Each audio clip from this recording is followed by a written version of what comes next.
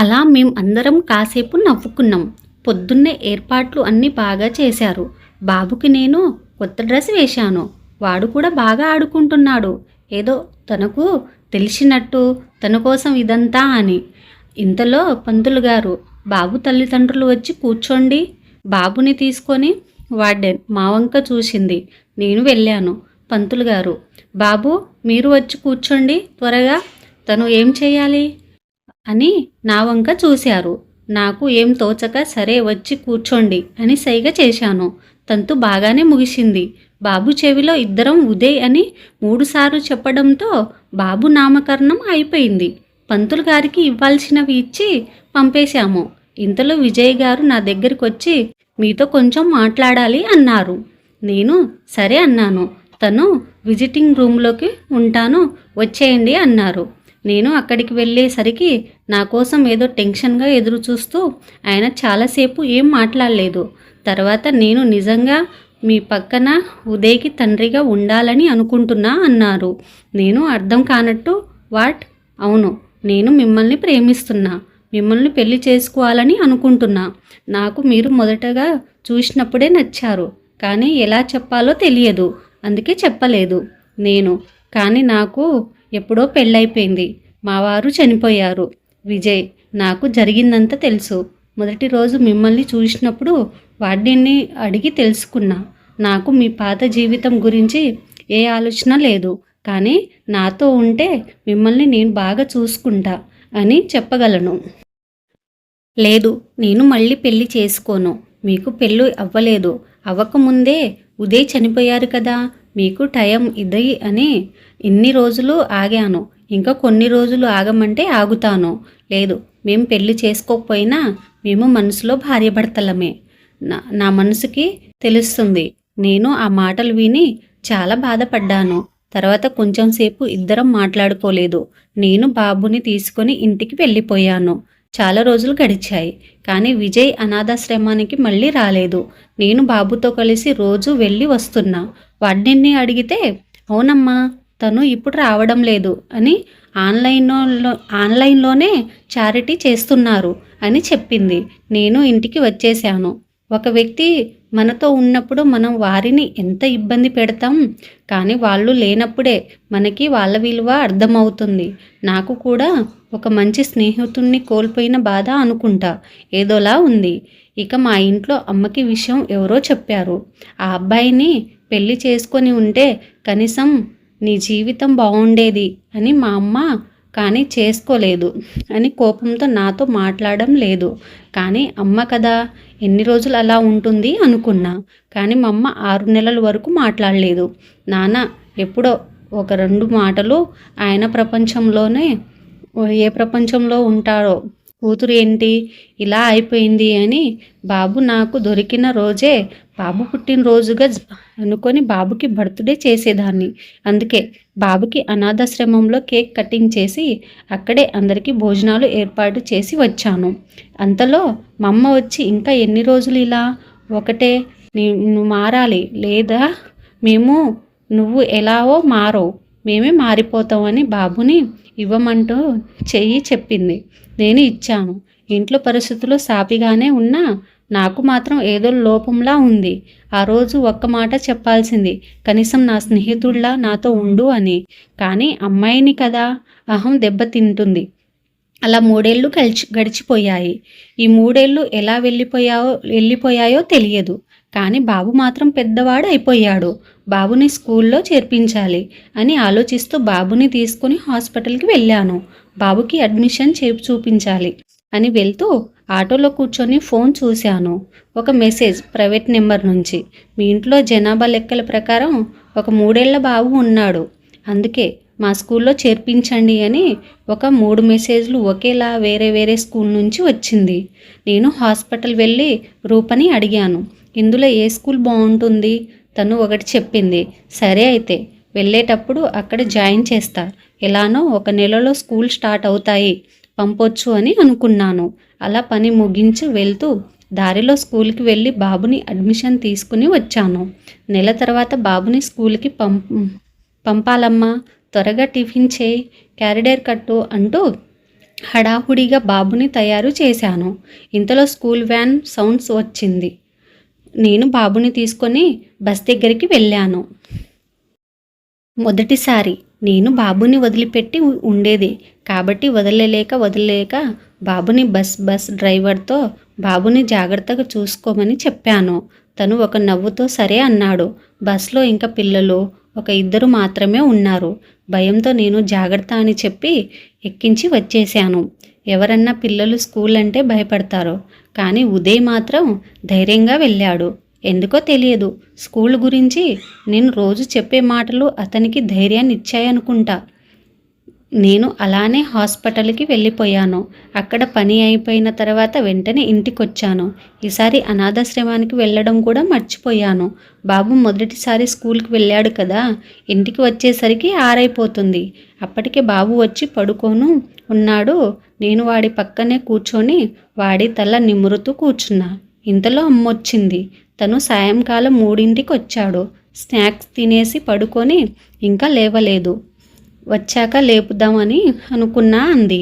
ఇంతలో బాబు మాటలు విని లేచి కూర్చొని అమ్మా అంటూ నా దగ్గరకు వచ్చి నేను అడిగే లోపే తెలిసినట్టుగా స్కూల్లో జరిగిన విషయాలు అన్నీ చెప్తూ వెళ్ళాడు. మనం మామూలుగా పిల్లలు మొదటిసారి స్కూల్కి వెళ్ళి వస్తే ఏం అడుగుతాం? మీకు ఎవరైనా స్నేహితులు అయ్యారా అనే కదా. నేను అలానే అడిగాను. అవునమ్మా అని చెప్పాడు.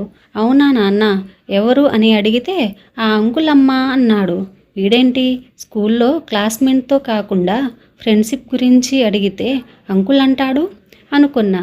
తర్వాత ఎవరా అంకుల్ అని అడిగాను. తను నన్ను తీసుకెళ్ళడానికి వచ్చిన బస్ ఉందమ్మా కదమ్మా, ఆ అంకుల్ అక్కడే కలిశాడు అని అన్నాడు. మేబీ స్కూల్ స్టాఫ్ కూడా అదే బస్సులో వస్తారేమో అని అనుకొని ఊరికే ఉన్న ఎలానో రేపు బస్సు వస్తుంది కదా అతన్నే అడుగుదామనుకొని ఊరికే బాబుతో మాట్లాడుతూ అలానే టైం గడిచిపోయింది. 7:30 అయిపోయింది. బాబు రేపు మళ్ళీ స్కూల్కి వెళ్ళాలి కదా, కాబట్టి బాబుకి అన్నం తినిపించాలి అని అన్నం చేస్తూ ఉన్నాను. వాడు హుషారుగా స్కూల్కి వెళ్ళినా కానీ నాతో ఉండే అలవాటు కదా, పొద్దున్నుంచి నాతో లేడు కదా, నా వెంటే తిరుగుతూ ఉన్నాడు. నేను నవ్వుకుంటూ ఏరా నన్ను వదిలేసి స్కూల్కి వెళ్ళిపోయావు, భయం వేయలేదు అని అడిగాను.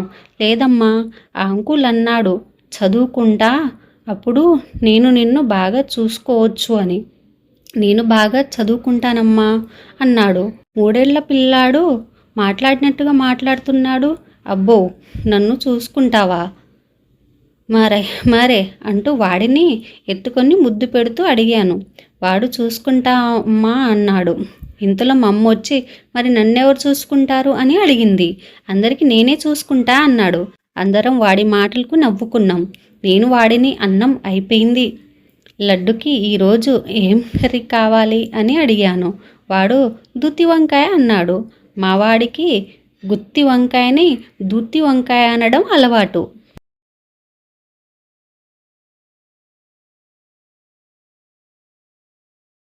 సరే చేస్తాను అని చెప్పి వాడిని కిందికి దించాను. అప్పుడే నాకు విజయ్ గుర్తొచ్చారు. ఆయనకి కూడా ఇలానే గుత్తి వంకాయ అంటే చాలా ఇష్టం. సరేలే ఏం చేస్తాం అని అనుకుంటూ వాడిని వంట చేసి తినిపించాను. కొంచెంసేపు తిప్పి పడుకోబెట్టాను. వాడు పడుకున్న వెంటనే నేను ఏదో ఆలోచిస్తూ అలానే పడుకున్నా. మళ్ళీ పొద్దున్న అయిపోయింది. అబ్బా అనుకుంటూ లేచి బ్రష్ చేసి బాబుని లేపి అతన్ని రెడీ చేసి నేను రెడీ అయిపోయా. మా అమ్మతో అమ్మ నాకు వీడు ఫ్రీ నర్సరీకి వెళ్తుంటే ఇంత పని ఇందులోనూ నువ్వు ఉన్నావు, మరి నన్ను ఎలా అమ్మ తట్టుకున్నావు అంటూ అడిగా.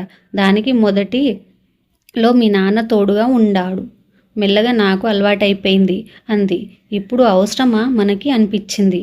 ఇంతలో బస్ సౌండ్ బాబుకి బస్ ఎక్కించబోతూ బస్ డ్రైవర్ని అన్నా నిన్న బాబు ఎవరో అంకుల్తో మాట్లాడుతున్నా అన్నాడు, ఎవరు అని అడిగా.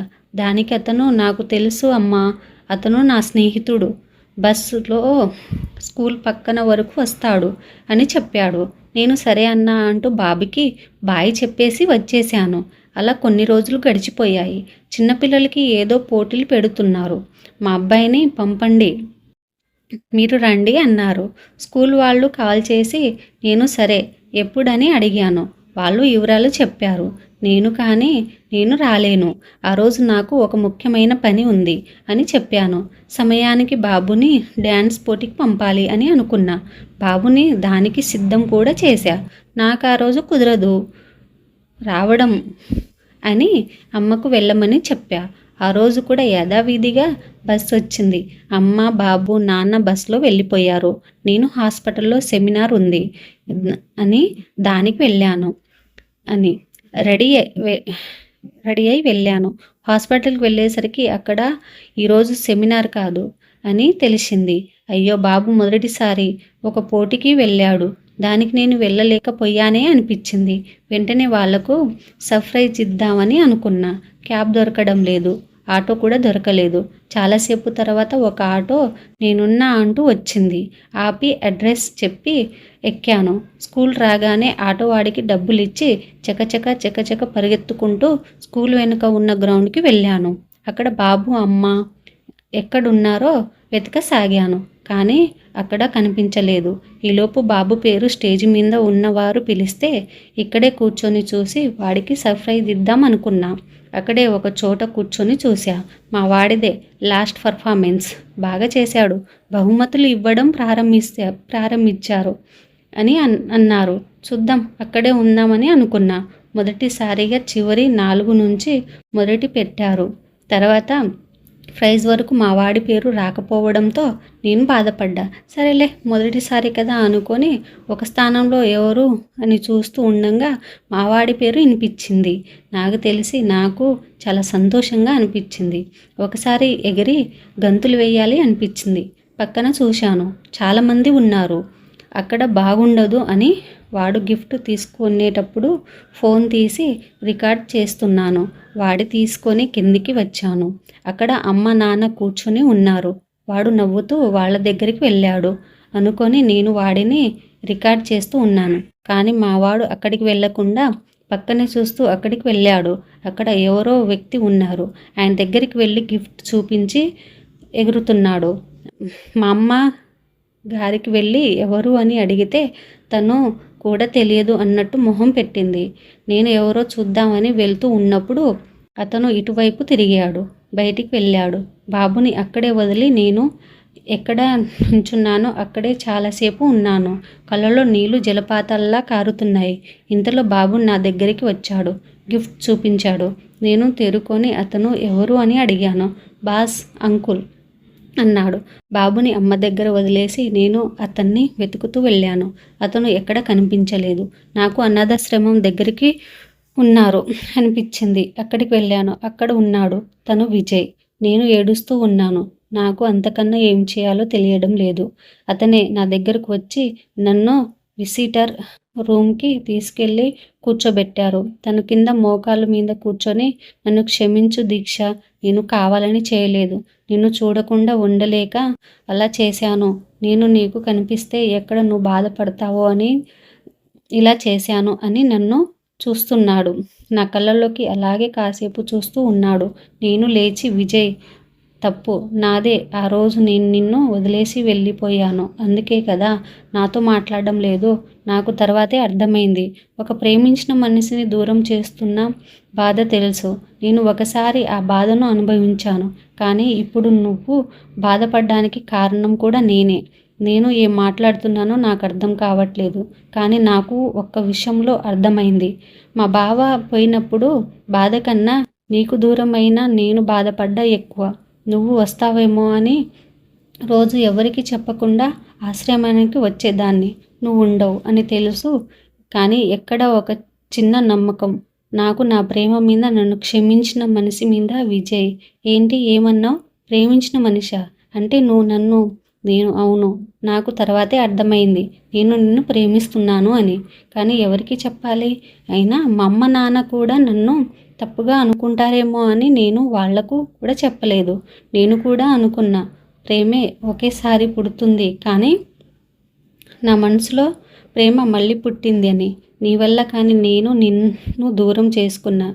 విజయ్, లేదు, నేను అప్పుడు నీతోనే ఉన్నా. బాబుని స్కూల్లో కూడా చేర్పించడానికి మెసేజ్లు పంపింది నేనే. బాబుతో రోజు స్కూల్కి వెళ్ళి నీ గురించి తెలుసుకుంటూనే ఉన్నా. నేను నిన్ను వదిలి ఉండలేను.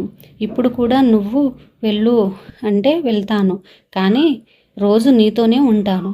నేను నాకేమన్నా పిచ్చా? నేను ఇక నీతోనే ఉంటాను. నిన్ను వెళ్ళమని చెప్పను. నన్ను క్షమించు. నేను ఈరోజు నిన్ను అడుగుతున్నా, నన్ను పెళ్లి చేసుకుంటావా? దానికి విజయ్ ఏడుస్తూ వచ్చి నన్ను గట్టిగా పట్టుకొని ఏడుస్తున్నాడు. త్వరగా కాసేపటికి మేము ఇంటికి వెళ్ళి మా అమ్మకు విషయం చెప్తే నేను పెళ్ళి ఎక్కడ చేసుకుంటా అని ఎదురు చూస్తున్న అమ్మ వెంటనే ఒప్పుకుంది. బాబు లోపల నుంచి వచ్చి బాస్ అంకుల్ అని విజయ్ దగ్గరికి వచ్చాడు. విజయ్ బాబుతో, నేను అంకుల్ కాదు, మీ నాన్న అని నేను నీకు చెప్పలేదు, క్షమించు అని చెవులు పట్టుకున్నాడు. బాబు నాన్న నాన్న అంటూ గెంతడం మొదలుపెట్టాడు. నాకు విజయ్కి పెళ్ళి జనవరి 22న జరిగింది. ఇప్పుడు మేము సంతోషంగా ఉంటున్నాం.